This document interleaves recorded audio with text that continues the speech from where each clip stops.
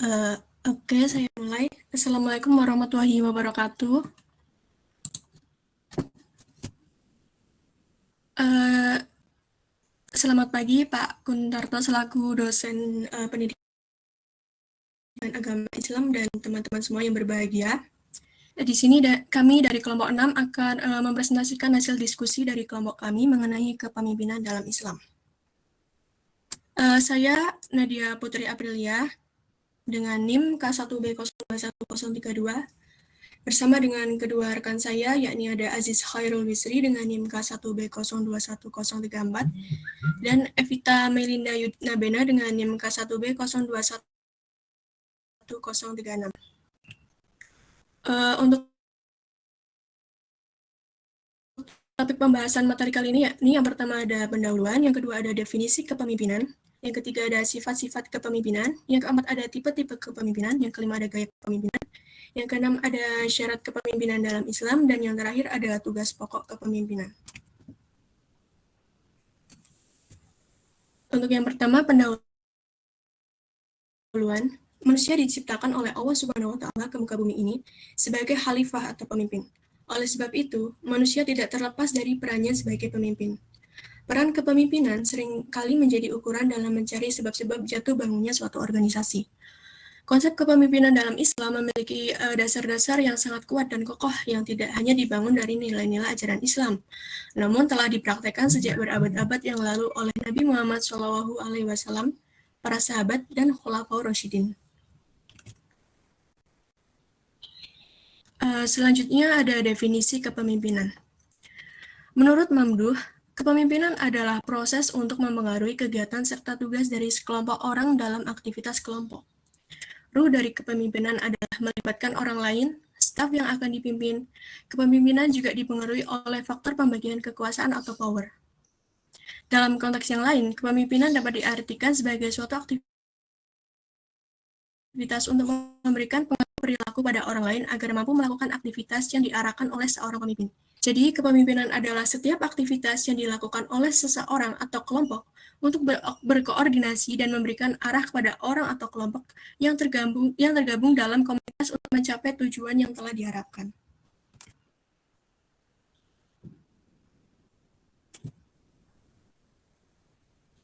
Dalam Stockdale's Handbook of Leadership, ada beberapa arti kepemimpinan.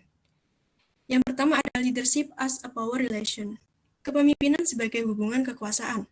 Artinya sebagai kegiatan mempengaruhi kegiatan anggota kelompoknya yang diantara mereka ada ikatan kekuasaan. Yang kedua ada leadership as an instrument of goal achievement. Kepemimpinan sebagai instrumen pencapaian tujuan, artinya dengan dan melalui kegiatan kepemimpinan, tujuan kelompok dan pemuasan kebutuhan individu dapat dicapai. Selanjutnya ada leadership as an emerging effect of interaction. Kepemimpinan sebagai akibat yang muncul dari interaksi. Artinya, kepemimpinan tumbuh dari proses interaksi dan dalam proses interaksi tersebut diberikan dukungan atau pengakuan. Yang keempat ada leadership as a differentiated satuan tindakan dalam usaha kelompok untuk mencapai tujuan. Dan yang terakhir ada leadership as the initiation of structure. Kepemimpinan sebagai inisiasi struktur. Artinya, proses pemunculan serta pemeliharaan struktur peranan dan interaksi kelompok dilakukan melalui kegiatan kepemimpinan. Untuk selanjutnya akan dipaparkan oleh rekan saya kepada Evita, saya persilahkan. Sifat-sifat kepemimpinan. Dalam beberapa literasi, Terry menyebut beberapa sifat penting bagi seorang pemimpin. Sifat-sifat tersebut adalah sebagai berikut. Yang pertama, memiliki energi yang penuh, baik lahirian maupun batinnya, dan dilakukan secara terus-menerus. Yang kedua, memiliki emosi dan perasaan yang stabil, atau dapat dikatakan bahwa seorang pemimpin tidak boleh berprasangka buruk. Yang ketiga, memiliki pengetahuan yang luas tentang hubungan manusia.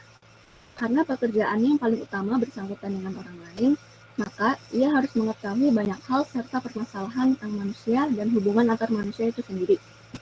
Yang keempat, semangat menjadi pemimpin. Rasa yang menggebu-gebu untuk menjadi seorang pemimpin harus menjadi daya pendorong yang muncul dari dalam dan bukan desakan dari luar. Yang kelima, memiliki kemampuan dalam berkomunikasi secara verbal maupun non-verbal. Yang keenam, memiliki kemampuan mengajar, karena seorang pemimpin yang baik harus pula memberikan semangat pada orang-orangnya. Yang ketujuh, dapat bersosialisasi dengan baik supaya terjamin rasa percaya yang baik dan kesetiaan dari orang-orangnya.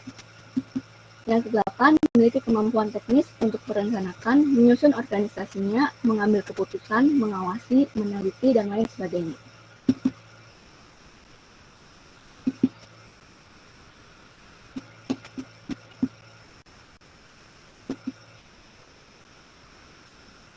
Tipe-tipe kepemimpinan. Yang pertama ada tandus, yaitu pemakaian usaha seminimum mungkin untuk menyelesaikan suatu pekerjaan guna mempertahankan keanggotaan dalam organisasi. Yang kedua, tugas. Efisiensi dalam hasil pekerjaan yang diperoleh dari kondisi kerja yang tersusun dengan mengurangi campur tangan elemen manusia sampai pada tingkat minimum. Yang ketiga, perkumpulan. Menumpahkan perhatian kepada bawahan untuk memuaskan hubungan yang menggairahkan suasana organisasi yang bersahabat. Yang keempat, ada tim. Penampungan kerja yang diperoleh dari persetujuan bawahan yang saling bergantung pada pegangan umum yang sesuai dengan tujuan organisasi yang menjurus pada hubungan keyakinan dan penghargaan. Yang kelima, ada jalan tengah.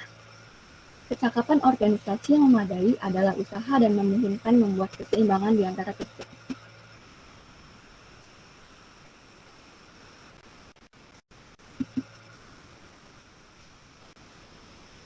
Gaya kepemimpinan. Yang pertama, ada gaya kepemimpinan otokratik. Gaya ini mengutamakan pelaksanaan tugas untuk tercapainya tujuan sehingga kurang perhatian terhadap hubungan manusia. Dalam hal ini, pemimpin cenderung menentukan kebijakan untuk anggota. Yang kedua, ada gaya kepemimpinan direktif. Gaya yang mengutamakan pencapaian tujuan, tetapi mulai memberi perhatian terhadap hubungan manusia. Dalam hal ini, pemimpin mengutamakan pemberian pedoman dan petunjuk kepada bawahan bagaimana melakukan pekerjaan serta memberitahukan mengenai apa yang diharapkan dari mereka. Yang ketiga, ada gaya kepemimpinan konsultatif. Merupakan gaya yang mengutamakan perhatian pada pelaksanaan tugas dan cukup besar perhatian terhadap penciptaan hubungan dengan sesama anggota secara akrab dan harmonis. Oleh sebab itu, dalam melakukan aktivitasnya, pemimpin yang melakukan konsultasi dengan anggota, baik secara individu maupun kelompok. Yang keempat, ada gaya kepemimpinan partisipatif. Di samping menekankan pada pelaksanaan tugas, gaya kepemimpinan ini juga memberi perhatian yang besar dalam menciptakan hubungan dengan dan sesama anggota. Pemimpin gaya partisipatif berunding dengan bawahan dan memberi peluang kepada bawahan untuk memberi masukan, berupa saran dan gagasan sebelum mengambil keputusan atau mempengaruhi keputusan yang telah dan akan dibuat.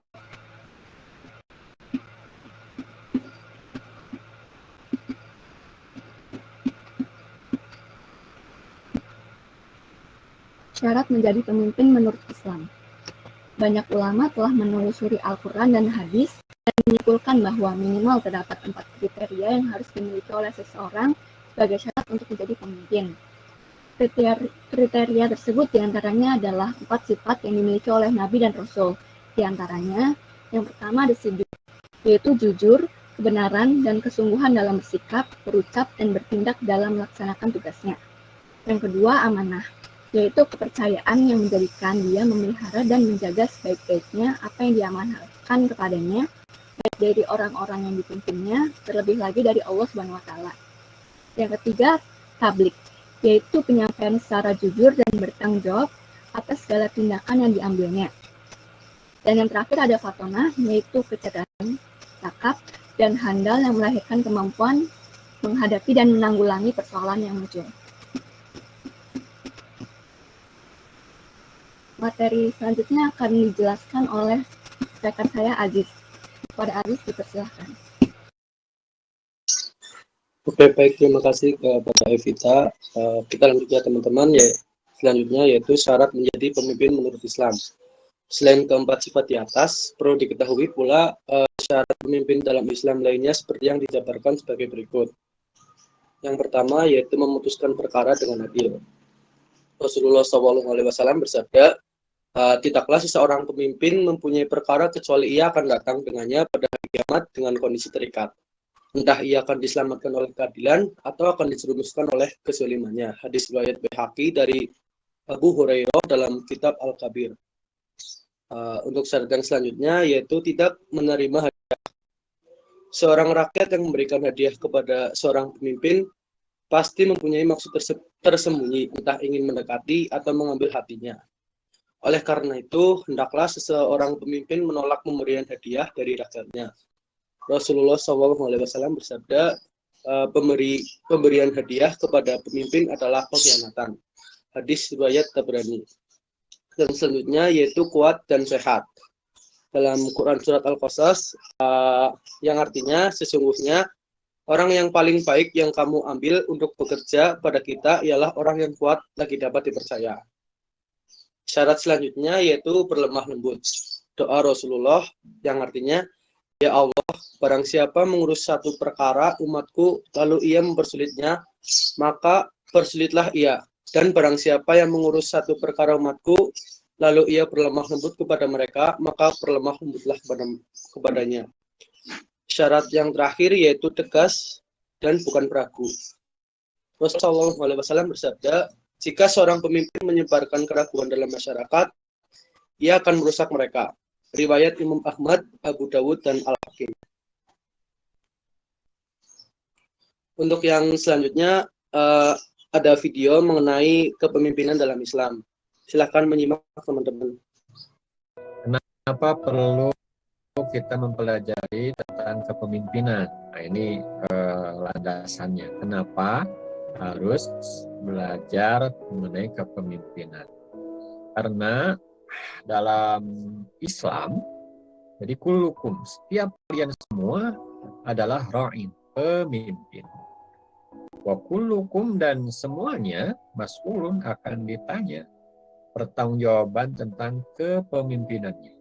Jadi catat ini ya, kita semua adalah pemimpin. Dan akan ditanyakan tentang pertanggungjawaban kepemimpinan. Seorang imam, seorang ketua kelas, kalau di kelas ya, ketua OSIS, ketua asrama, ketua kamar, itu pemimpin.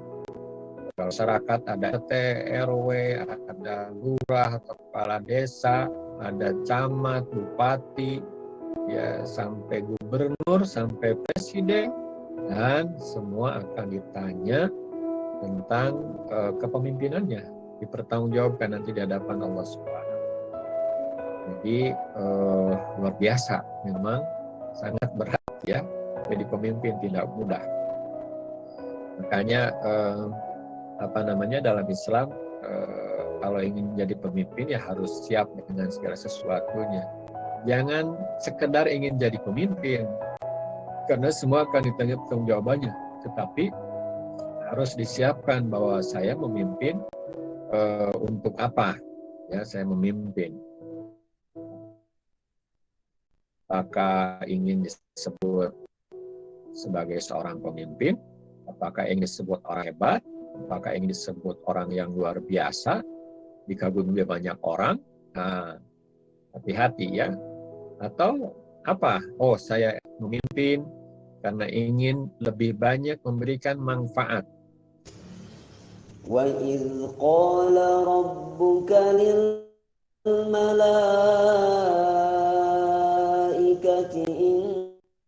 إِنَّ الْأَرْضِ خَلِيفَةٌ قَالُوا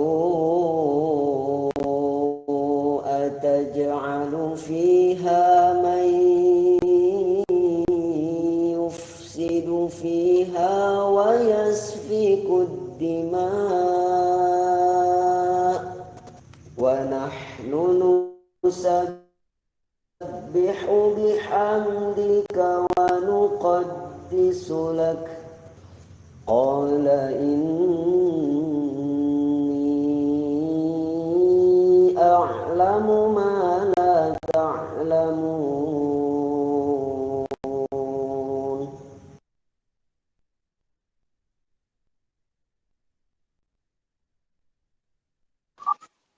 Demikianlah video mengenai kepemimpinan. Untuk yang selanjutnya yaitu tugas pokok kepemimpinan. Yang pertama yaitu menyatukan orang-orang yang berbeda motivasi. Yang kedua, mengusahakan suatu kelompok dinamis secara sadar. Yang ketiga, menciptakan lingkungan di mana terdapat integrasi antara individu dan kelompok dengan organisasinya. Yang keempat, memberikan inspirasi dan mendorong anggota-anggotanya bekerja seefektif mungkin. Dan yang terakhir, yaitu menumbuhkan kesadaran lingkungan yang senantiasa mengalami perubahan.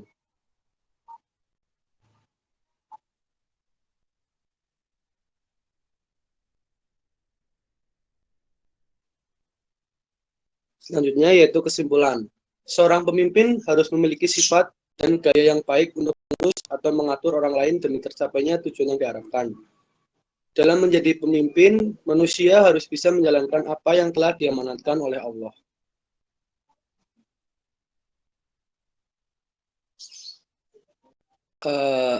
Ada satu quotes dari Nelson Mandela yang berbunyi, pemimpin yang baik adalah pemimpin yang mendukung dari belakang dan melindungi dari depan.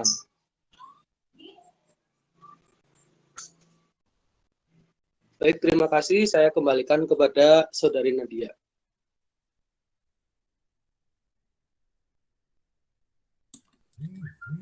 Baik, itulah presentasi dari kelompok kami.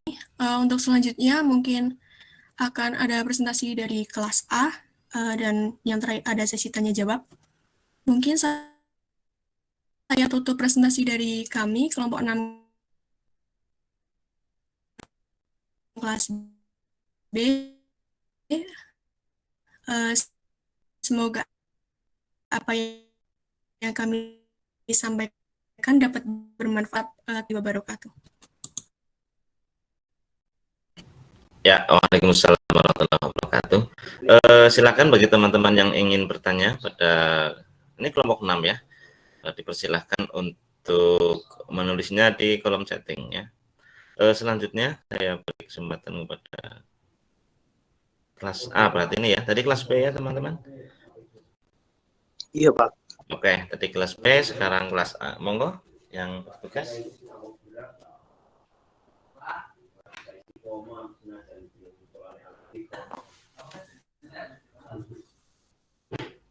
Halo, siapa yang bertugas ini?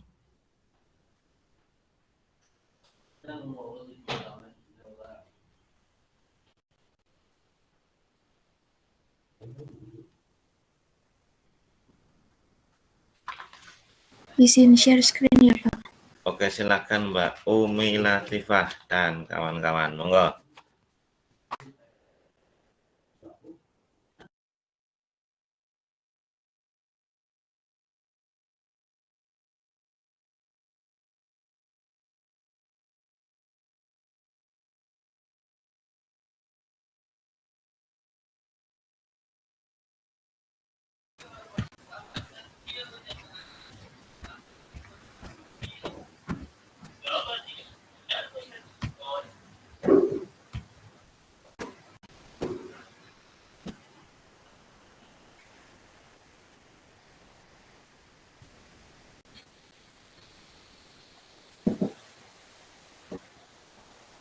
Baik, Assalamualaikum warahmatullahi wabarakatuh. Sebelumnya, saya mengucapkan terima kasih kepada dosen pengampu kita, Pak Kuntarto, yang sudah mempersilakan kelompok 6 untuk presentasi. Kami dari kelompok 6 yang terdiri dari saya, Umi Latifah, dengan NIM K1B021035, Eka Putri Yuniarsih dengan NIM K1B021037, dan Muhammad Tafriji dengan NIM K1B021039. Baik, langsung saja ke materi. Untuk pendahuluan, terdapat Quran Surat An-Nisa ayat 59. Hai orang-orang yang beriman, taatilah Allah dan taatilah Rasul-Nya dan ulil amri di antara kamu. Maksud dari ayat ini adalah ulil amri. Ulil amri atau penguasa adalah orang yang mendapat amanah untuk mengurus urusan orang lain. Artinya pemimpin itu orang yang mendapat amanah untuk mengurus kepentingan rakyat. Istilah lain bisa disebut hadimul ummah atau pelayan umat. Seorang pemimpin harus menempatkan diri pada posisi sebagai pelayan masyarakat, bukan malah sebaliknya. Maka, hakikat pemimpin sejati adalah sanggup dan bersedia menjalankan amanat Allah Subhanahu wa Ta'ala serta mengabdi kepada masyarakat. Sebagaimana keadaan kalian, demikian terangkat pemimpin kalian. Di sini akan dibahas materi menjadi 6 pokok bahasan, yaitu definisi kepemimpinan, sifat-sifat kepemimpinan, tipe-tipe kepemimpinan, gaya kepemimpinan, syarat menjadi pemimpin menurut Islam, dan tugas pokok kepemimpinan. Yang pertama, definisi kepemimpinan. Menurut Ernie Tisnawati dan kawan-kawan pada tahun 2006, kepemimpinan dapat diartikan sebagai sesuatu yang dilakukan oleh para pemimpin, yaitu proses di mana para pemimpin menggunakan otoritasnya untuk memperjelas tujuan serta visi misi organisasi bagi para pegawai yang dipimpinnya, memberikan motivasi kepada mereka untuk mencapai tujuan yang diharapkan, menciptakan suatu budaya produktif dalam tata kelola organisasi. Menurut Siswanto pada tahun 2007, kepemimpinan dapat dimaknai sebagai perilaku untuk memberikan pengaruh para staf agar mereka mampu bekerja sama dengan baik, sehingga membentuk jalinan kerja yang sistematis dan logis dengan mempertimbangkan aspek efisiensi dan efektivitas untuk mencapai tujuan sesuai dengan yang telah ditetapkan. Menurut Audrey Tid, The Art of Leadership, kepemimpinan adalah kegiatan untuk memberikan pengaruh orang-orang agar mau bekerja sama untuk mencapai tujuan yang telah ditetapkan sebelumnya. Menurut George R. Terry, Principle of Management, sejalan dengannya, kepemimpinan merupakan kegiatan untuk memberikan pengaruh kepada orang-orang agar mereka berusaha mencapai tujuan-tujuan tersebut.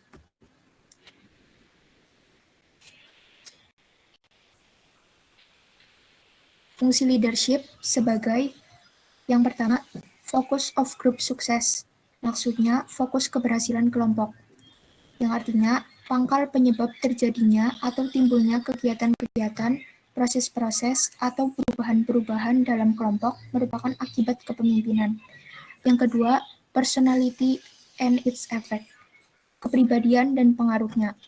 Artinya, pengaruh yang bersifat pribadi, di mana sifat tersebut membedakannya dari pengikutnya. Yang ketiga, art of inducing compliance.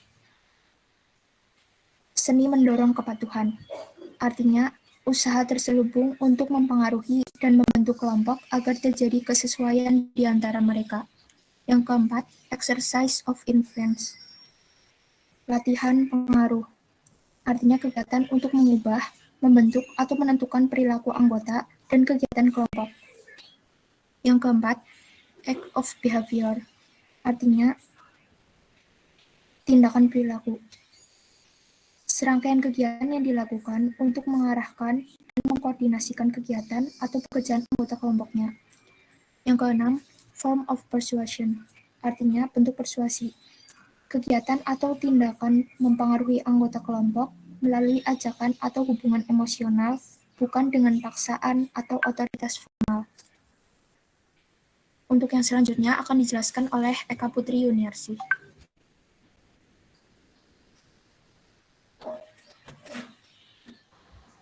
Selanjutnya ada sifat kepemimpinan.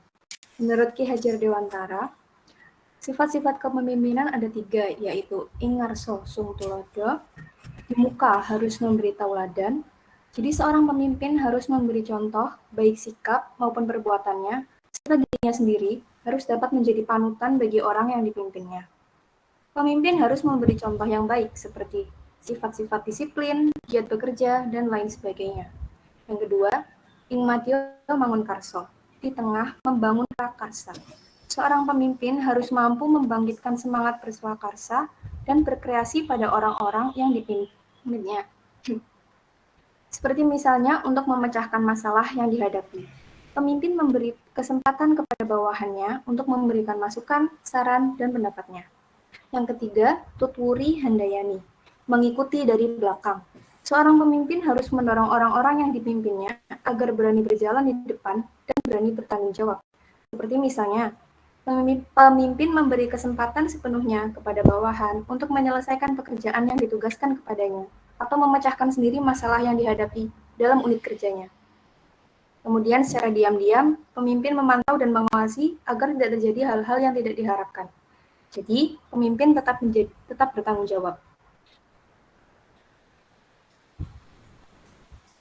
Next.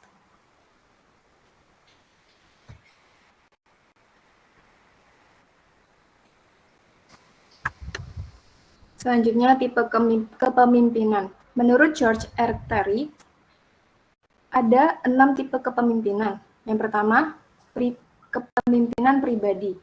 Pemimpin melakukan kontak langsung kepada anggota atau bawahannya.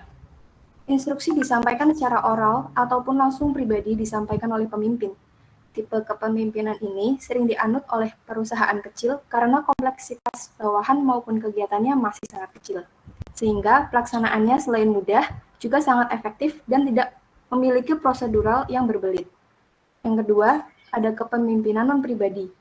Segala peraturan atau kebijakan melalui bawahan atau media non-pribadi, baik rencana maupun instruksi, dilakukan melalui media non-pribadi.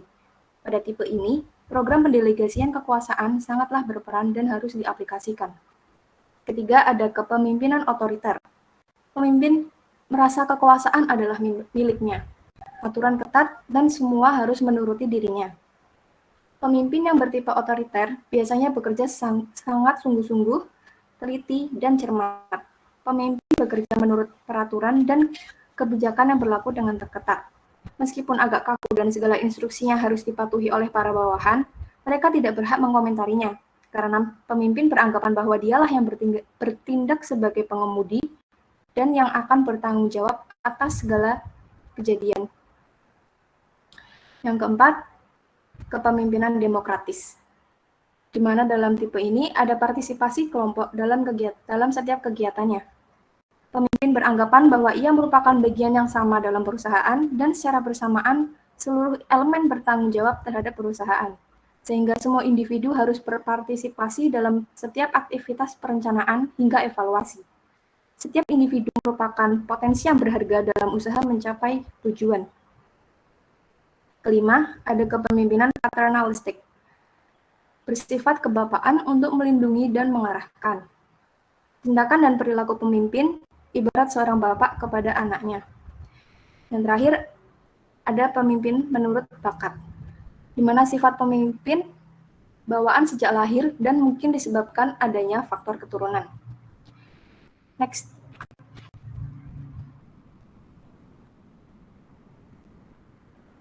Selanjutnya, gaya kepemimpinan. Ada 4 gaya kepemimpinan, yaitu otokratik, direktif, konsultatif, dan partisipatif.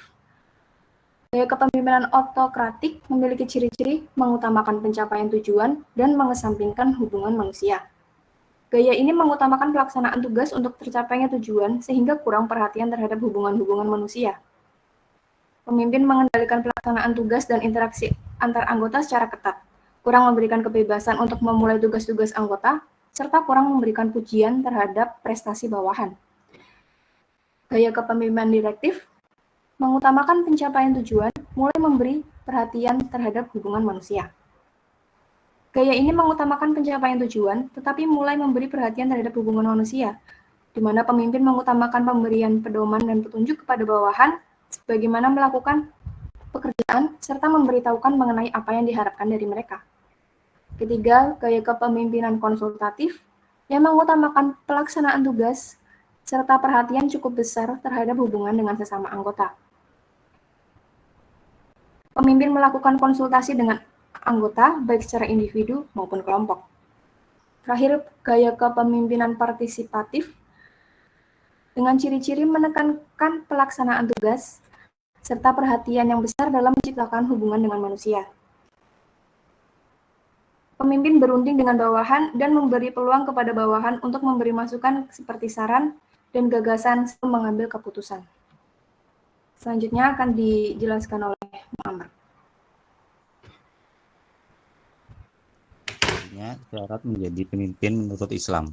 Banyak ulama telah lama menelusuri Al-Quran dan hadis dan menyimpulkan bahwa minimal terdapat 4 kriteria yang harus dimiliki oleh seseorang sebagai syarat untuk menjadi seorang pemimpin.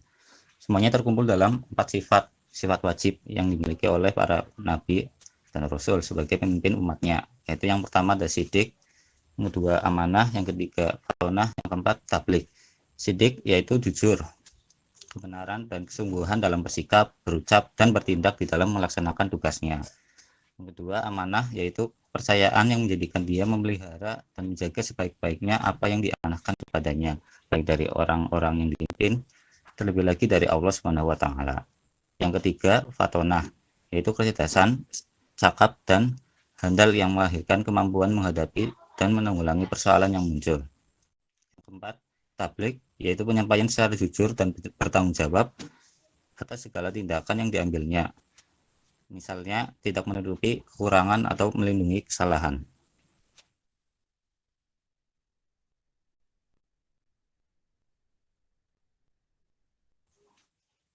Selain dari 4 sifat tadi, perlu diketahui juga syarat-syarat pemimpin yang ada dalam hadis dan Al-Quran. Yang pertama adalah beragama Islam, beriman, dan beramal soleh. Pemimpin beragama Islam menurut Quran Surat Al-Ma'idah ayat 51. Dan sudah barang tentu pemimpin orang beriman bertakwa selalu menjalankan perintah Allah dan Rasulnya.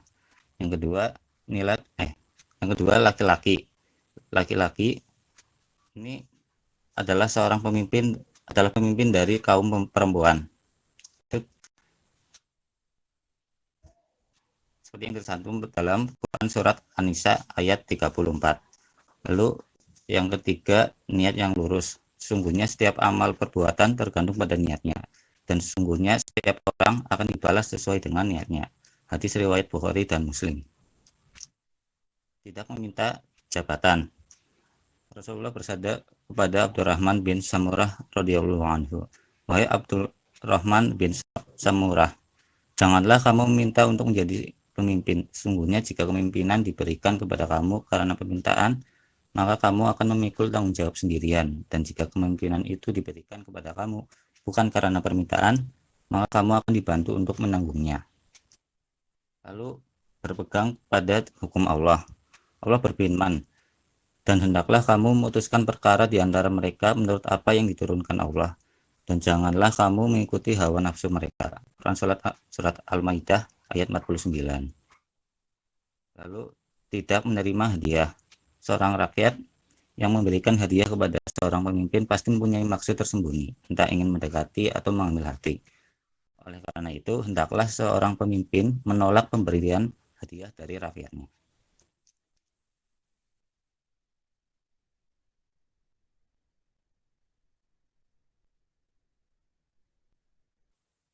Selanjutnya, tugas pokok kepemimpinan. Yang pertama, mendorong atau memotivasi bawahan untuk dapat bekerja dengan giat dan tekun. Yang kedua, membina bawahan agar dapat memikul tanggung jawab tugas masing-masing dengan baik. Yang ketiga, membina bawahan agar dapat bekerja secara efektif dan efisien. Yang keempat, menciptakan iklim kerja yang baik dan harmonis. Yang kelima, menjadi penggerak yang baik dan dapat menjadi sumber kreativitas. Yang keenam, menjadi wakil dalam membina hubungan dengan pihak luar.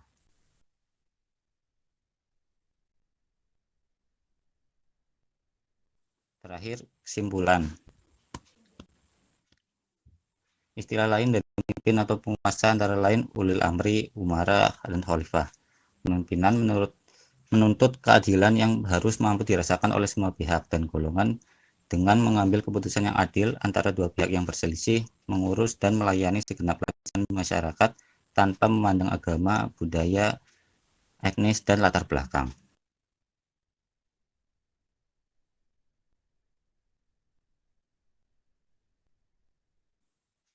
Sekian presentasi dari kelompok kami. Apabila ada yang ingin ditanyakan, silakan ditanyakan. Terima kasih. Wassalamualaikum warahmatullahi wabarakatuh. Waalaikumsalam warahmatullahi wabarakatuh. Baik, terima kasih Mas Muhammad Tafriji 1 ya, dan kawan-kawan. Ya, baik teman-teman semuanya. Monggo kepada kelompok yang presentasi pertama itu barangkali sudah bisa memberikan tanggapan kepada teman-teman yang bertanya ya, agar waktunya lebih efisien. Monggo disilahkan. Jangan lupa nanti semua tolong dicek semua kelompok yang presentasi apakah sudah dikirim di Google Classroom atau belum ya teman-teman semuanya. Ya, kita kembali. Oh ya, teman-teman semuanya nih kita ujiannya hari apa ya? Tanggal berapa, jam berapa? Ada yang tahu? Tolong nanti penanggung jawab kelas tolong saya diberitahu ya. Baik, dilanjut monggo teman-teman. Yang memiliki tugas pertama untuk menjawab tentu yang presentasi. Terus boleh acak, artinya di sini kelas A maupun kelas B silakan untuk bisa menanggapi ya, tidak harus kepada kelompok tertentu ya. Karena materinya sama kan? Ya, karena materinya sama jadi monggo antara kelompok A, kelas A dan kelompok dari kelas B untuk saling berkolaborasi, saling bantu-membantu, dukung-mendukung karena materinya sama. Saling melengkapi. Oke, monggo teman-teman. Dijawab, ditanggapi, nanti saya juga berikan tanggapan tambahan. Iya baik Pak, izin menjawab pertanyaan dari pria. Pertanyaannya yaitu, izin bertanya tadi sudah dijelaskan mengenai pemimpin yang baik. Lalu bagaimana kita sebagai warga atau rakyat agar bisa memilih pemimpin yang baik, sedangkan jika ada suatu pemilihan umum, kita hanya melihat dan mengenal pemimpin tersebut dalam waktu yang sebentar. Oke. Kalau menurut saya, cara memilih pemimpin yang baik yaitu yang pertama, kita pilih pemimpin yang beriman. Otomatis harus milih yang beriman. Nah, yang kedua, kan biasanya kalau misal pemimpin itu maju dalam suatu pemilihan umum, pasti kan sebelumnya dia pernah memiliki pengalaman lah di bidang politik, kayak misalnya sebelum maju ke calon presiden dia pernah jadi gubernur. Nah, dari hal tersebut tuh kita bisa melihat pengalamannya loh, jadi tolak ukur kita apakah orang tersebut layak untuk dipilih.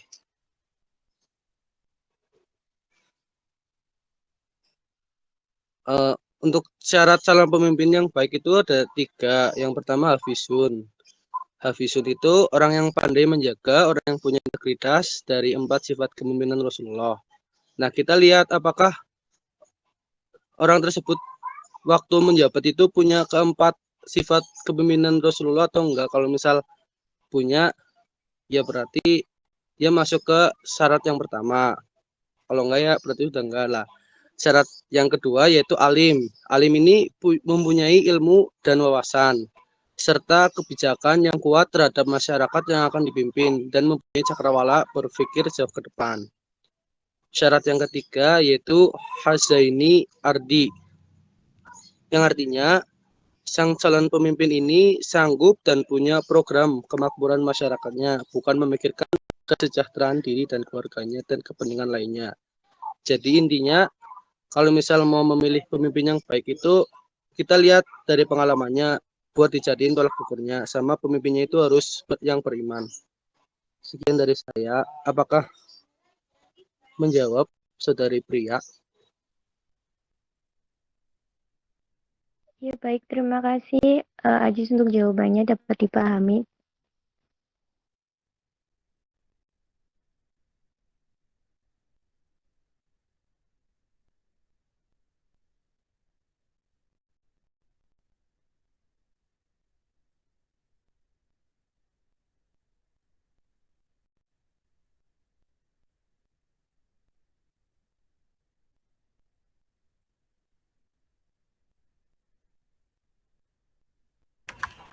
Selanjutnya, saya Eka Putri Yuniarsih akan menjawab pertanyaan dari Rahayu. Di mana organisasi atau situasi yang cocok untuk tipe kepemimpinan otoriter? Yang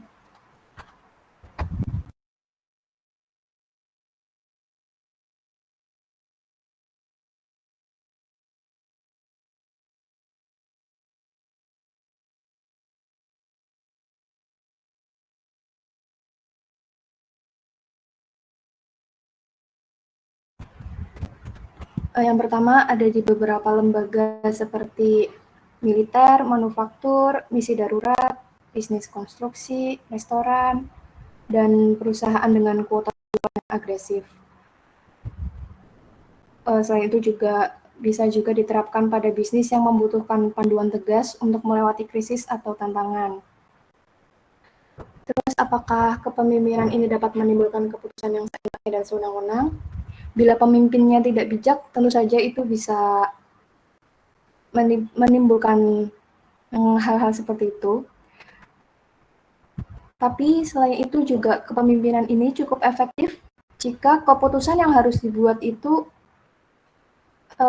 cepat, harus butuh waktu cepat.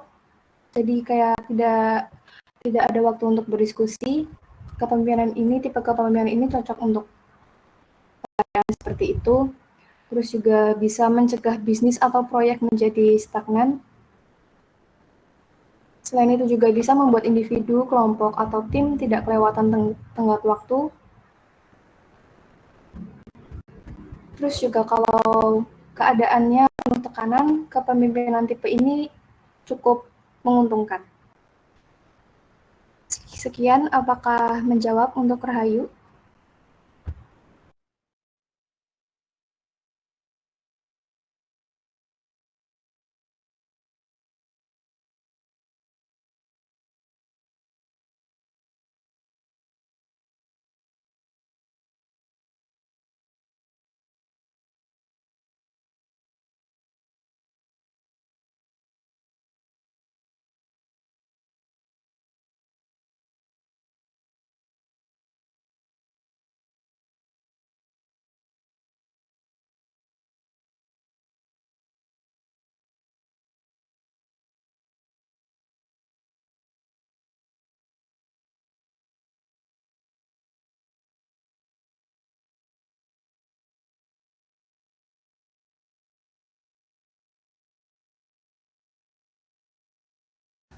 Baik Bapak, Putri Aprilia dengan NIM K1B021032 izin menjawab pertanyaan dari Vina.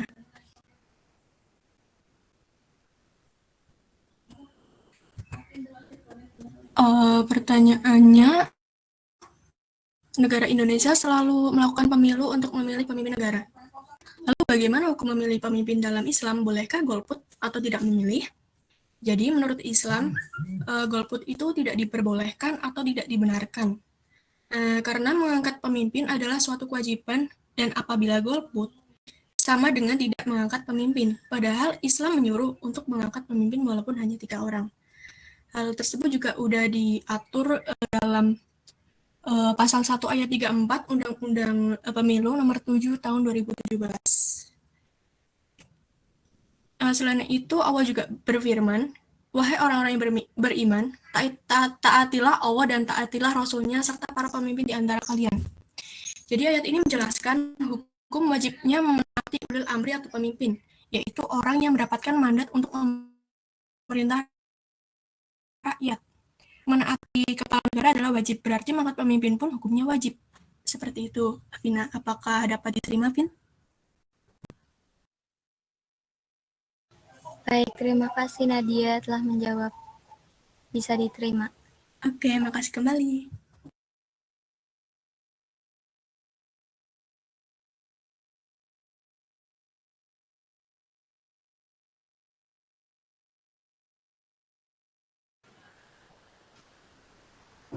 Izin menjawab pertanyaan dari Risma Ayu Ningtyas. Saya pernah membaca dari salah satu sosial media bahwa orang Islam harus memilih pemimpin orang Islam dan harus dipimpin oleh orang Islam. Apakah itu benar? Berikan alasannya. Ya, itu benar. Karena dalam persoalan memilih pemimpin, dalam Islam itu sudah jelas aturan yang menyebut seorang Muslim wajib memilih pemimpin Muslim. Apabila memilih non-Muslim, maka hukumnya haram. Terdapat banyak ayat-ayat Al-Quran yang melarang umat Islam memilih non-Muslim sebagai pemimpin. Salah satunya ada di dalam Quran Surat Ali Imran ayat 28. Artinya, janganlah orang-orang mukmin mengambil orang-orang kafir menjadi wali atau pemimpin dengan meninggalkan orang-orang mukmin. Barang siapa demikian, niscaya lepaslah ia pertolongan Allah kecuali karena memelihara diri dari sesuatu yang ditakuti dari mereka. Dan Allah memperingatkan kamu terhadap diri siksanya dan hanya kepada Allah kamu kembali. Kandungan ayat ini memberi pemahaman pada kita bahwa umat Islam dilarang Allah memilih pemimpin non-muslim. Kalaupun muslim tidak mengikuti perintah Allah tersebut, maka orang tersebut lepas dari bantuan Allah dalam kehidupan ini. Apakah jawaban saya bisa diterima? Bisa, terima kasih Umi.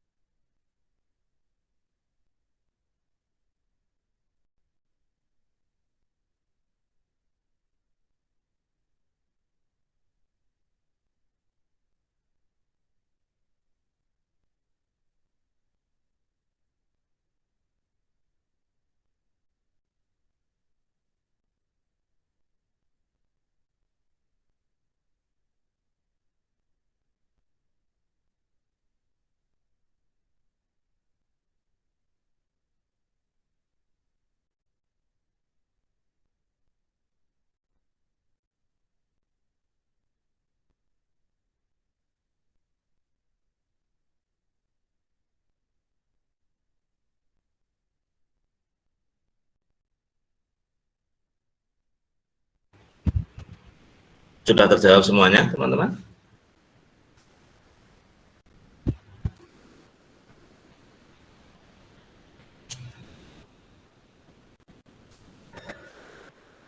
Halo, apakah ada masih yang belum terjawab?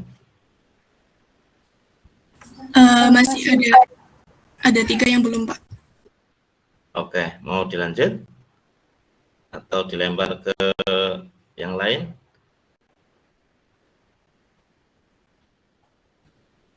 Sebentar, Pak, ini masih diskusi. Oke, silakan.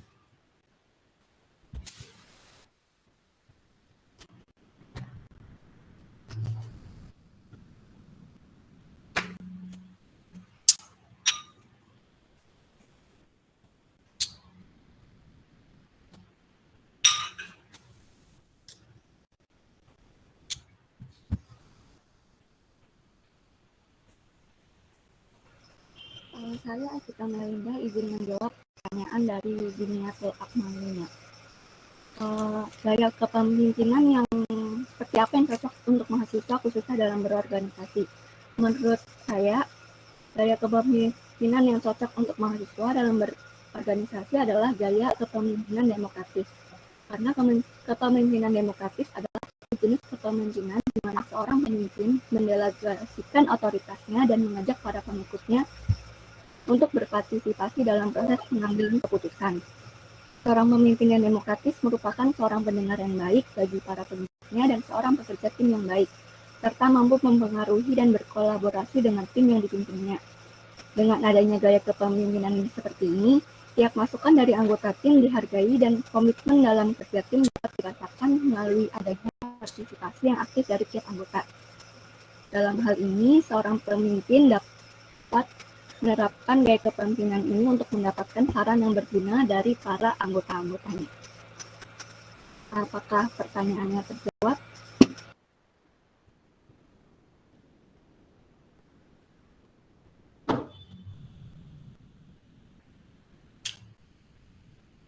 Iya, terjawab. Terima kasih atas jawabannya, Mbak Evita.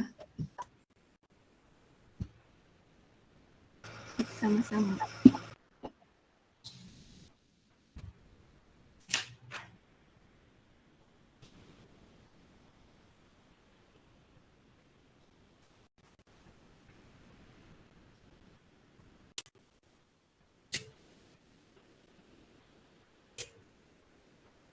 Saya Muhammad Tafriki ingin menjawab pertanyaan dari Rahmat. Jadi apa yang kita lakukan jika pemimpin yang kita pilih itu tidak bisa menjadi panutan? Ya, jadi untuk Jika terjadi seperti itu, kita harus kita harus mengendalikan diri. Jadi ketika berhadapan dengan pemimpin yang buruk, pastikan kita tidak ikut-ikut menjadi anggota yang buruk juga. Jadi tidak ikut-ikutan buruk. Selain itu, kalau seandainya masih tidak bisa menjadi panutan, kita bisa menuntut pertanggungjawaban misalnya dengan menuntut musyawarah untuk pemilihan ulang pemimpin tersebut. Nah, untuk itu sebaiknya kita menghindari dengan cara menelusuri lebih lanjut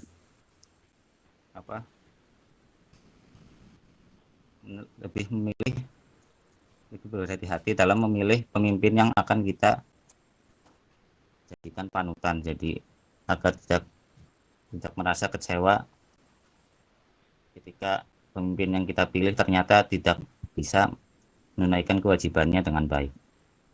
Seperti itu, apakah sudah cukup? Ya, terima kasih banyak atas jawabannya.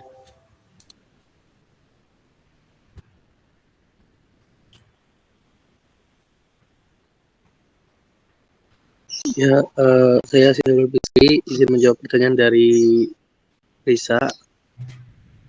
Pertanyaannya itu, jika dilihat di era sekarang, menurut Anda apakah kepemimpinan atau presiden di bangsa Indonesia ini sudah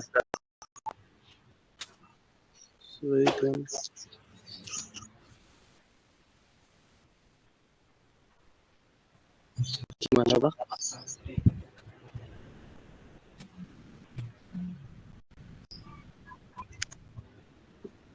Ini sudah sesuai dengan kriteria pemimpin dalam Islam.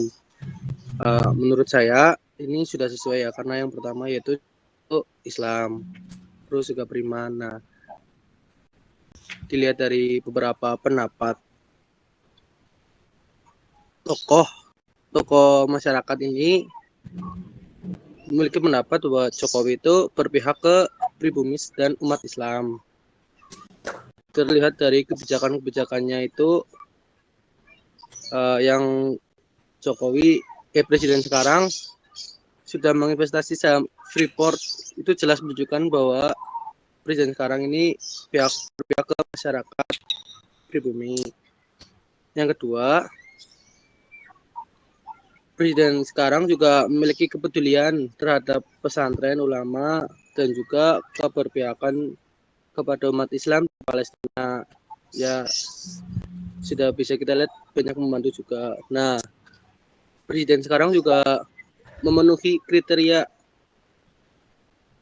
pemimpin dalam Islam, yaitu jujur, terpercaya, cerdas, dan tablik. Presiden yang sekarang juga dilihat tidak pernah memanfaatkan kekuasaan yang dimilikinya untuk memperkaya diri.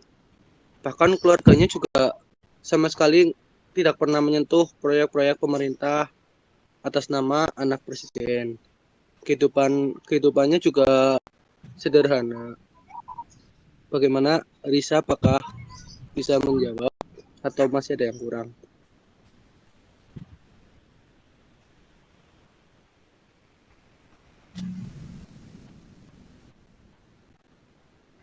Sudah terjawab semuanya ya teman-teman? Pak, sudah. Sudah, alhamdulillah ya.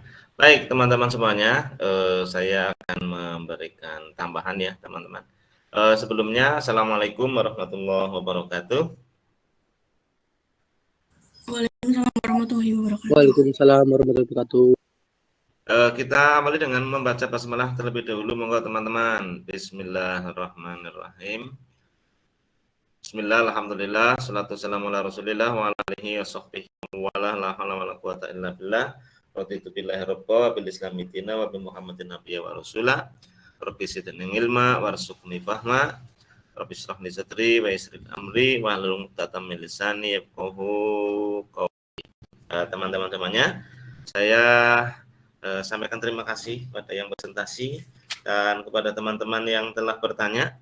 Saya catat jika ada yang belum tercatat, tolong saya dikonfirmasi. Yang bertanya itu NIM 30, NIM 44, NIM 22, NIM 54, NIM 61, NIM 15, dan NIM 71. Kalau ada yang terlewat, tolong saya dikonfirmasi. Kemudian mungkin saya tidak menjawab per pertanyaan, tapi saya akan memulai dulu dengan sesuatu yang sifatnya general, sehingga mungkin dari sesuatu yang general itu kemudian bisa ditarik kepada hal-hal yang sifatnya khusus yang menjadi pertanyaan dari teman-teman. Yang pertama yang ingin saya sampaikan adalah bahwa dalam pandangan Islam, ya, ini untuk tambahan dari teman-teman yang tadi presentasi saya kira sudah lengkap. Ya, namun ada beberapa yang perlu saya tambahkan, bahwa dalam kepemimpinan Islam itu lebih kepada yang namanya khotimul ummah. Ya, tadi juga ditekankan oleh yang presentasi. Khotimul ummah itu artinya menjadi pelayan publik, pelayan umat. Nah, ini yang harus ditekankan di sini ya teman-teman. Kalau kita menjadi pemimpin, ya siap-siap untuk menjadi pelayan mereka. Nah, kalau ini bisa dimulai dari diri kita sendiri. Pemimpin kepada diri kita sendiri, ya kita menjadi pelayan diri kita sendiri. Pemimpin di keluarga, ya kita menjadi pelayan bagi anggota keluarga.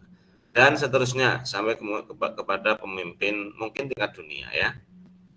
Nah, kemudian dalam prakteknya, ketika Anda misalnya, atau saya pernah, karena saya adalah PNS, saya pernah untuk mendukung sistem kerja yang baik dalam rangka pelayanan umat, peningkatan kualitas pelayanan umat, biasanya pegawai itu diikut sertakan secara periodik di dalam proses pelatihan. Nah, pelatihan itu tujuannya adalah untuk meningkatkan kualitas pelayanan. Di sana, di dalam pelatihan itu khusus namanya bab pelayanan prima atau disingkat dengan Yanma, ya. Pelayanan prima. Nah, intinya apa? Intinya ya menekankan kembali bahwa pegawai, bahwa pemimpin dimanapun kelasnya, dimanapun wilayahnya, itu harus memberikan pelayanan yang terbaik, yang maksimal kepada yang dilayani, yaitu umat atau rakyat ataupun publik, gitu ya.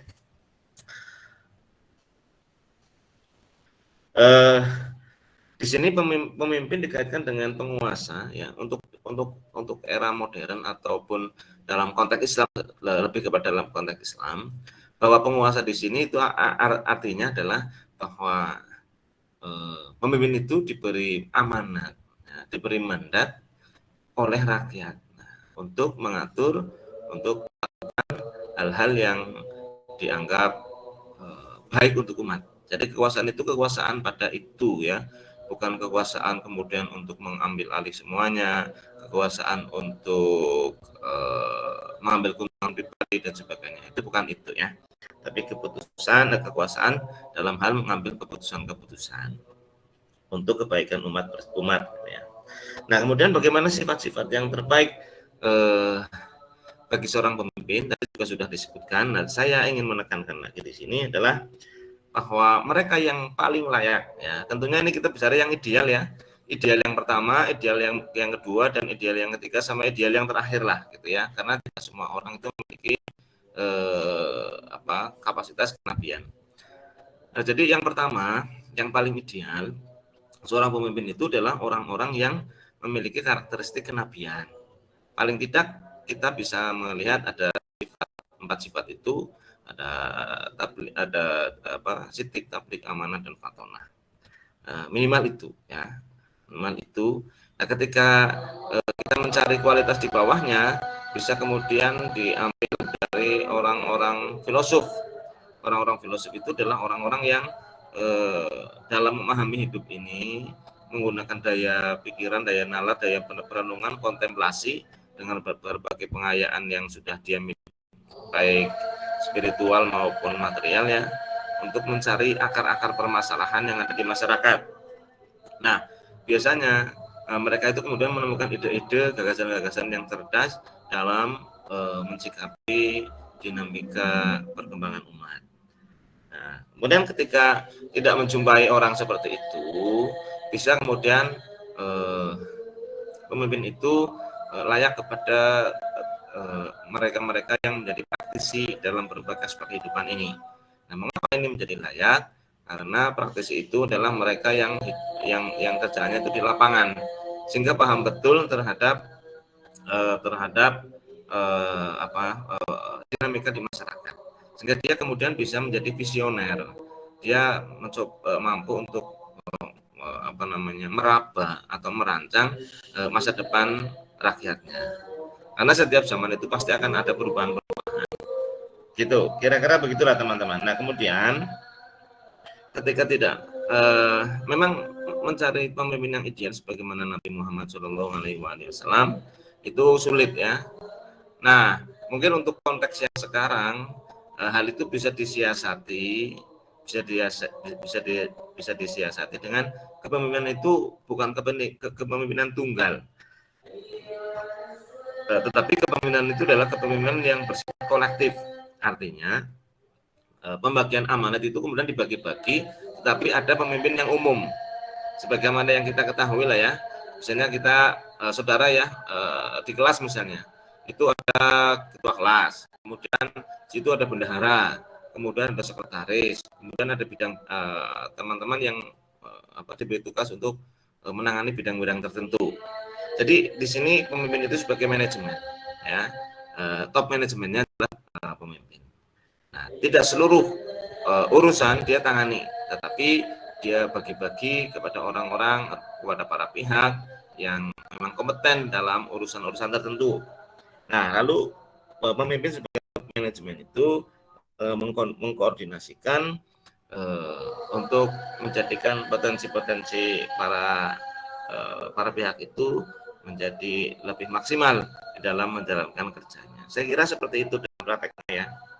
Nah, lalu terkait dengan apakah harus laki-laki atau perempuan, kalau kita bicara secara keislaman secara umum, maka pemimpin muslim ya harus dari muslim, gitu teman-teman ya. Nah, jadi kita punya wibawa di hadapan orang lain. Ini yang harus menjadi perhatian kita. Nah, ketika kemudian ada calon dari orang non muslim, siapa yang salah? Yang salah adalah kita semua orang Islam. Mengapa kemudian kita gagal dalam menciptakan generasi setelah kita ini orang yang berkualitas, sehingga tidak bisa bersaing dengan orang-orang di luar Islam. Ini kegagalan kita semua. Jangan menyalahkan satu dua pihak lah ya. Kegagalan kita semua. Kenapa? Kita tidak mampu menciptakan generasi di bawah kita itu menjadi lebih baik, yang mampu bersaing dengan orang-orang di luar kita. Kemudian ada hal yang barangkali sifatnya lebih general, lebih umum terkait dengan masalah kepemimpinan ini, ketika kita bicara tentang bukan kepemimpinan yang kaitannya dengan hal-hal yang sifatnya strategis ya, misalnya pemimpin daerah dan negara dan seterusnya. Tapi ini lebih kepada pemimpin-pemimpin yang sifatnya lokal dan skupnya kecil. Misalnya begini, misalnya Anda semua kan kuliah ya, ada prodi, ada jurusan, ada dekanat, ada universitas. Nah, sejauh yang saya tahu ya, kaitannya dengan kepemimpinan yang level-level yang anggaplah ya kecil itu dengan cukup itu, kadang-kadang penentuan atau aturan yang dibuat oleh negara ya, oleh pemerintah untuk menetapkan pemimpin-pemimpin itu ya tidak mencantumkan apakah dia harus muslim atau tidak, teman-teman. Karena ini di dalam konteks bernegara ya. Nah, misalnya prodi apakah harus laki-laki atau perempuan, apakah harus muslim atau tidak muslim. Nah, sejauh yang saya tahu aturan dasarnya itu adalah mereka yang memang memenuhi syarat pangkat dan golongan tertentu. Jadi siapa yang memiliki pangkat golongan tertentu, ya dialah yang layak untuk diajukan calon. Kira-kira begitu teman-teman. Sehingga kita jumpai ada kaprodi misalnya perempuan, koorprodi perempuan, kemudian ketua jurusan ada perempuan. Bahkan dekanat ya, dekan kita, saya misalnya FIB, Fakultas Ilmu Budaya, dekannya itu adalah perempuan. Karena beliau yang orang yang memiliki pangkat dan golongan yang tertinggi. Jadi kira-kira seperti itu ya. Jadi dalam memahami bahwa agama itu adalah luas. Agama itu adalah luas, perlu dikaji dari banyak sudut pandang. Sehingga kemudian Islam ini kelihatannya tidak menjadi kaku, tidak menjadi rumit, tidak menjadi sesuatu yang nampaknya kadang-kadang seperti menghalangi kemajuan. Nah, ini harus dikembangkan cara berpikir yang luas itu ya teman-teman. Baik, nah secara umum dan sesuatu yang mendasar adalah bahwa seorang pemimpin ini harus selesai dengan dirinya sendiri. Selesai dengan dirinya sendiri itu artinya apa? Dia mampu membawa dirinya untuk maju dan dia sudah membuktikan bahwa dirinya itu sudah maju. Artinya sudah selesai dengan dirinya sendiri. Jadi untuk urusan rumah tangga sudah kelar, sudah bagus. Untuk kehidupan dia berinteraksi di masyarakatnya sudah bagus. Dia dikenal sebagai orang yang bagus. Nah, sehingga ketika seorang yang telah selesai dengan dirinya sendiri, itu nanti ketika akan melayani publik ya menjadi khotimul umat itu tidak akan mengalami banyak kendala. Ya, sebab misalnya kali terjadi begini, kalau seorang itu belum selesai dengan dirinya, dia itu orang yang mudah emosi misalnya, mudah dia tidak stabil emosinya. Nah, seringkali urusan pribadi di rumah kemudian dibawa ke kantor, bahkan mungkin bisa dibawa ke urusan negara. Nah, ini kan repot ya. Urusan pribadi dirinya sendiri atau urusan keluarga itu harus dikalahkan demi untuk kepentingan publik, kepentingan yang lebih besar lagi. Nah, disinilah yang ingin saya katakan bahwa manusia itu harus selesai dengan dirinya sendiri terlebih dahulu, baru kemudian dia menjadi pelayan publik. Itu teman-teman. Kemudian ketika ada pemimpin yang tidak layak untuk jadi panutan, ini kita jangan berpikir atau jangan melihat sesuatu yang sifatnya dari aspek yang negatifnya saja ya. Bahwa setiap orang itu ada kelebihan, ada kekurangan.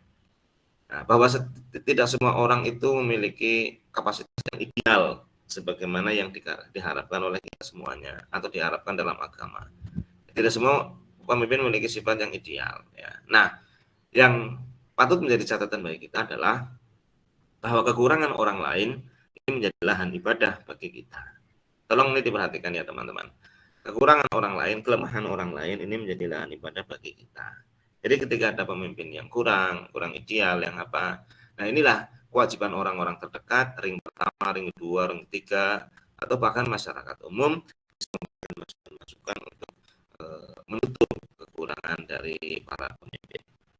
Jadi jangan kemudian kita berpikir bahwa pemimpin itu adalah dewa, pemimpin itu adalah nabi gitu ya. Nah di zaman kita sekarang ini ya sudah seperti itu. Jadi, ada interaksi yang positif, harus ada interaksi yang positif antara yang dipimpin dengan pemimpin, saling melengkapi. Tujuan pemimpin adalah memajukan yang dipimpin dan kemudian yang dipimpin berusaha untuk semaksimal mungkin mensukseskan kepemimpinan yang sudah disepakati itu siapapun itu ya teman-teman.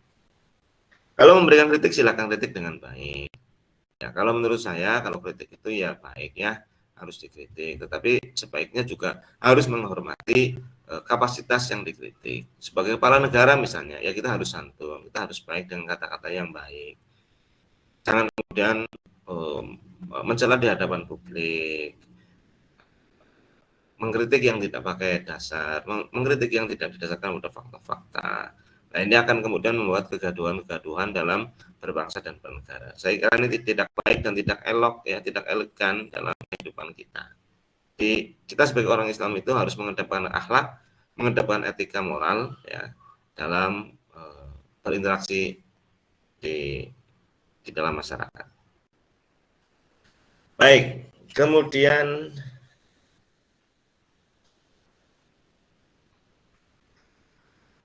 nah, yang menjadi kritikan di kalangan kita ini ya di dunia modern, ya ini lepas dari Indonesia atau bukan Indonesia loh teman-teman, lepas dari itu. Seringkali karena misalnya pemimpin itu kemudian dia punya usaha yang dirintis ketika dia itu menjadi pemimpin. Sehingga di sini akan sulit dipisahkan antara pemimpin dan pengusaha. Kadang-kadang justru pengusaha inilah yang menjadi orang-orang di belakang layar dari pemimpin. Nah, sebaiknya memang menurut saya ya pemimpin itu fokus kepada pemimpinannya. Jangan kemudian lalu memanfaatkan kepemimpinan itu untuk membuka peluang-peluang bisnis bagi dirinya, keluarganya, kroni-kroninya. Dan ini menurut saya akan menyita banyak tenaga, menyita banyak pikiran yang kemudian mungkin akhirnya bisa tidak fokus dalam tugas-tugas nanti yang menjadi pemimpin. Dan ini pula yang menjadi kritikan-kritikan bagi banyak kalangan ketika para penguasa, para pemimpin juga yang memanfaatkan kepemimpinan itu untuk terjun dalam bidang-bidang usaha. Jadi kalau ingin usaha apa ya nantilah setelah dia itu selesai dalam menjalankan tugas pokok sebagai seorang pemimpin negara. Toh pemimpin itu sudah digaji, ya, sudah digaji yang saya kira cukup untuk kebutuhan dirinya dan keluarganya. Kalau pemimpin yang sesungguhnya malah justru bahwa ketika rakyat merasakan kelaparan, yang harus lapar terlebih dahulu harusnya sih malah pemimpin. Ini kalau kita bicara ideal ya teman-teman. Kita bicara kenabian. Ya, seperti itu. Mengutamakan rakyat daripada mengutamakan dirinya sendiri. Tapi itu mungkin tidak populer di kalangan zaman sekarang dan tidak tahu ya sampai zaman kapan. Tetapi dalam Islam itu diajarkan bahwa ya, kita harus merasakan apa yang dirasakan oleh rakyat. Nah, kalau kita jadi pemimpin maka harus siap yang terdepan ya, terdepan di dalam merasakan kesusahan kepayahan. Karena seorang pemimpin tadi dikatakan sebagai pemimpin umat, khotimul umat, itu adalah orang yang memiliki sensitivitas yang tinggi terhadap keluhan-keluhan masyarakatnya, terhadap kepayahan-kepayahan, jerih lelah, jerih payah, kesusahan dari rakyat yang dipimpinnya. Jadi ketika rakyat susah dia harus ikut susah, rakyat bahagia harus ikut bahagia. Bukan pemimpin yang lepas tangan dari urusan-urusan umat. Baik. Kemudian lalu bagaimana dengan kepemimpinan di tingkat mahasiswa?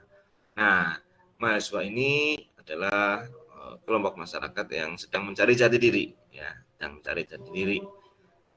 Mungkin kedewasaannya belum teruji, ya teman-teman. Jadi menurut saya kepemimpinan yang pas ya itu harus kolektif dan sejajar bersama dengan yang lain untuk bersama-sama mencari dan belajar tentang kepemimpinan. Jadi organisasi di tingkat mahasiswa seperti itu, belajar mencari format tentang kepemimpinan yang karena pada saatnya nanti teman-teman mahasiswa itu akan menjadi pemimpin-pemimpin di masa yang akan datang.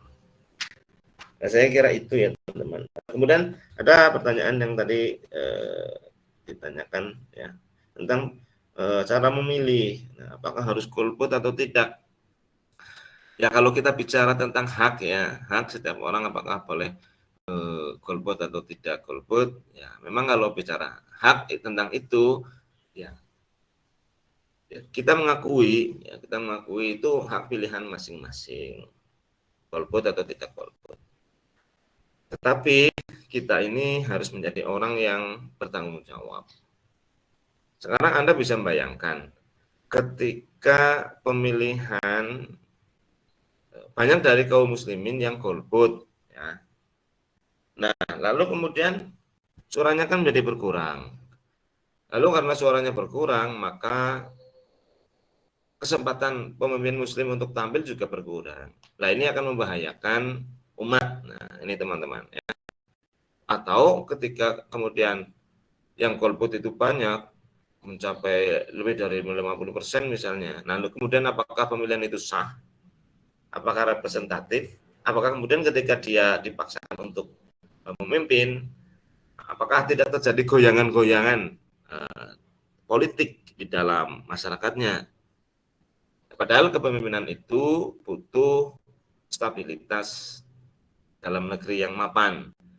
ketika stabilitas negeri mapan, maka dia akan mampu, akan mudah dalam menjalankan tugas-tugas kerjanya. Saya kira seperti itu. Jadi jangan kemudian karena kita tidak suka ya, lalu kita tidak berbuat adil. Ya, kita harus memikirkan masa depan umat. Sekiranya pilihan kita ini harus diarahkan untuk kebaikan-kebaikan umat. Jadi saya sarankan ya untuk tidak golput. Saya sarankan seperti itu. Agar lebih mantapnya lagi, ya, bukan mantap saja, pakai B ya, kol-koloh lagi mantap B, kayak gitu kan. Untuk lebih mantap lagi, maka setelah kita menganalisis seluruh potensi dari calon pemimpin, nah endingnya adalah dengan cara kita melakukan istikharah ya, memohon kepada Allah untuk dipilihkan siapa yang memang layak untuk dipilih. Kalau menurut saya seperti itu. Menurut saya seperti itu ya.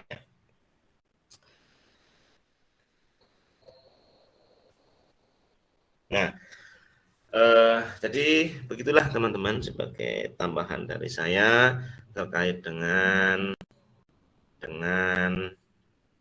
mata kuliah agama, pokok bahasan kepemimpinan dalam Islam. Yang terakhir,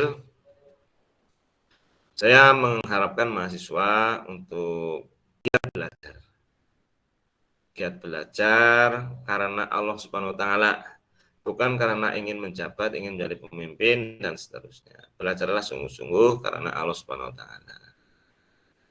Nanti Allah Subhanahu wa taala akan mengarahkan diri kita semuanya untuk posisi-posisi yang barangkali kita sendiri tidak tahu ya, tidak tahu. Sehingga banyak orang yang tidak punya cita-cita jadi pemimpin, tapi karena situasi yang mendesak bahwa dia harus menjadi pemimpin, misalnya seperti itu. Ya, jadi tapi pada intinya ya Anda sebagai mahasiswa fokus pada mencari ilmu dalam belajar. Insya Allah nanti Anda akan ditempatkan pada tempat yang layak untuk Anda, untuk kualitas Anda. Jadi jangan khawatir ya. Jadi jangan khawatir. Yang paling penting di sini adalah saudara harus tetap giat dalam menjalankan tugas pokok, yaitu belajar, belajar, dan belajar. Belajar itu bukan hanya belajar apa yang didapatkan di dunia kampus ya, tapi sesungguhnya pelajaran di luar kampus itu juga sangat banyak ya, butuh pengalaman ya. Pengalaman kalau di kampus sedikit ya, tapi kalau di luar kampus ini sudah lebih luas lagi jangkauannya. Baik, saya kira seperti itu teman-teman semuanya. Dan untuk UTS, tolong nanti saya dijapri ya, kira-kira untuk jadwalnya kapan, tanggal berapa. Untuk ujiannya itu presensi menggunakan LDRU, tapi mengerjakan dan unggah soal dan jawaban itu di Google Classroom. Saya sudah membuatkan Google Classroom untuk kelas A maupun kelas B. Nanti soal akan saya unggah di sana pada beberapa menit sebelum saat ujian. Kemudian materinya adalah materi dari sesi awal, sesi pertama sampai kemudian sesi yang ketujuh ini. Nah, setelah selesai UTS, nah maka perkuliahan akan dilanjutkan oleh teman saya Mbak Lis Safitri. Beliau insya Allah lebih pandai, lebih pintar dari saya ya. Mudah-mudahan Anda bisa mendapatkan banyak hal dalam hal kajian kita tentang pendidikan agama Islam. Jadi materinya, materi pertama, sesi pertama sama dengan sesi yang terakhir ini, yaitu kepemimpinan dalam Islam. Untuk soal, biasanya saya soal kadang multiple choice, kadang isai, tapi nampaknya untuk MIPA ini saya menggunakan soal isai, ya, uraian. Jadi lebih kepada analisis dari suatu masalah. Saya kira seperti itu teman-teman semuanya. Saya ucapkan terima kasih kepada semuanya saja. Mohon maaf jika ada kekurangan di luar urusan kantor, di luar urusan kampus. Saya menyediakan diri untuk barangkali ada yang ingin berbagi, ingin sharing, atau konsultasi, atau apapun istilahnya ya. Tapi yang pada intinya ingin menjalin hubungan silaturahim lebih dalam lagi ya tidak apa-apa. Saya membuka diri ya teman-teman. Jadi mohon maaf kuliah sampai di sini dan sesi saya sampai dengan midtest sampai di sini pula. Barangkali itu, mungkin ada yang ingin ditanyakan teman-teman, silahkan. Ayo sebelum UTS nih ya. Nah, ini mohon maaf tadi mendengar adzan ya. Saya sedang berada di takmir masjid kampus. Saya tidak sholat jamaah karena saya punya kewajiban ngajar. Kan sholat jamaah kan bukan wajib ya, sunnah. Jadi saya mengambil pilihan urut dari yang wajib kemudian baru sunnah. Yang wajib ini adalah saya mengajar. Oke, seperti itu. Mas Muammar, Mbak Risma, Mbak Rahman Naufal, Mbak Diniatul, Akmal, Mbak Evita, Mas Aziz, Mbak Nadia Putri. Ada yang ingin disampaikan? Cukup? Cukup, Pak. Cukup. Kalau dianggap cukup, waktu saya kembalikan kepada yang presentasi yang terakhir dari kelompok A ya, untuk menutup perkuliahan kita pada sesi ini. Demikian dari saya, terima kasih atas segalanya dan mohon maaf jika ada kekurangan.